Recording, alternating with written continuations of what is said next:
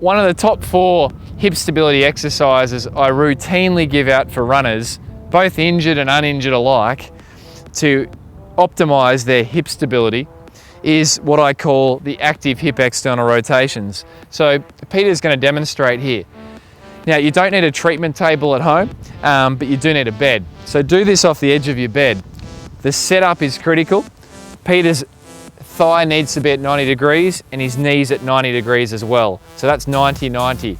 The hips are square over, so not leaning back and not leaning too far forwards. And then Peter's simply going to lift his foot up and down, just letting the leg or foot drop back down towards the ground, and that's the movement. Now, it's Peter's hip external rotators that are performing this movement, so they're the muscles that are being strengthened. This one requires 100 repetitions continuously, and I often get roll-in of the eyes from runners when I advise them they need to do 100 reps. However, if you think about it in context of running for an hour and utilizing these hip muscles 5,400 times, 100 reps isn't a lot in comparison. However, it is sufficient.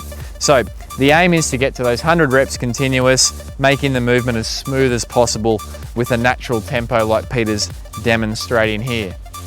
Now, when you can do that continuously, it may take you several weeks to build up to that. The next step is to place a resistance band around the foot. Bands come in different colors. I like to put blue band or at the very maximum black band around the runners that I see in the practice. Now, this other end here will simply tie off to the leg of a bit of furniture or even the leg of the bed. And Peter's now going to resume his count, aiming to build up to 100 repetitions continuously. Very fatiguing, but it's one of the surefire ways to promote hip stability and enjoy pain and injury-free running. One of my top 4 hip stability exercises I like to give out to runners is called the single leg bridge. Now, there is a predecessor to the single leg bridges, the double leg bridges, but I tend to skip that in most cases and get the runners straight onto the single leg version of this exercise. So I'm going to have Peter demonstrate here. Peter's going to extend this leg and keep it parallel to the other thigh. Peter's then going to lift up from the hips up to the sky and back down with the hips. Up and down there, Peter will go. The aim is to get full extension between the shoulder, the hip and the ankle.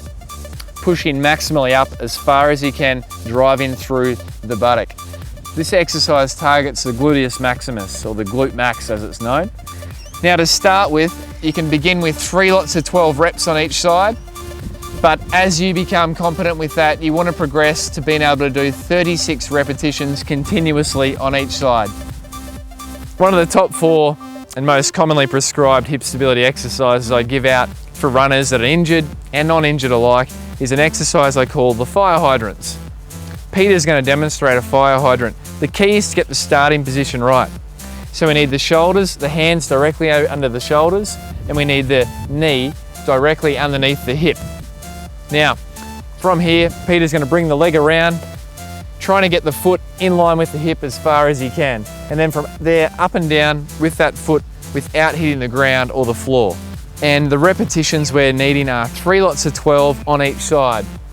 As Peter's strength and endurance, and yours does as well, improves, you'll be able to aim towards completing 36 repetitions continuously on each side. Peter will feel it working in the glutes on both sides. It's combining the glute max, glute medius, and a little bit of the hip external rotators. Enjoy the fire hydrants. One of the other top 4 hip stability exercises I like to give runners, such as Peter, is the single leg sit to stands. It's arguably my favorite exercise for injured runners and non-injured runners, and Peter's going to demonstrate. So there's two levels of the single leg sit to stand.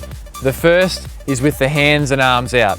So Peter's going to demonstrate on his right leg, going from sitting to standing with nice control, holding at the top and coming back down. Now, the aim here is to lean forwards with the trunk like you're falling out of a chair and come up as quickly as you can. Once at the top, you want to stabilize, hold and sit back down. Now, the next level is with Peter taking his hands up and overhead. This is the more advanced version, and if Peter can pop the hands together there, we're going to demonstrate on the right leg again and come up nice and quick, balance at the top, and then sitting back down. So leaning forwards, holding at the top, and sitting back down. This exercise is very taxing, very demanding, and it's predominantly working the gluteus maximus, the glute max.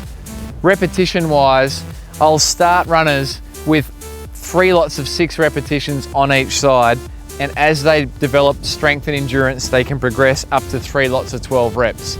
I have had some marathoners aiming for 36 reps continuous, but depending on the distance that you're running, you can pick your level, but I'd suggest starting at 3 lots of 6 reps for the single leg sit to stand exercise.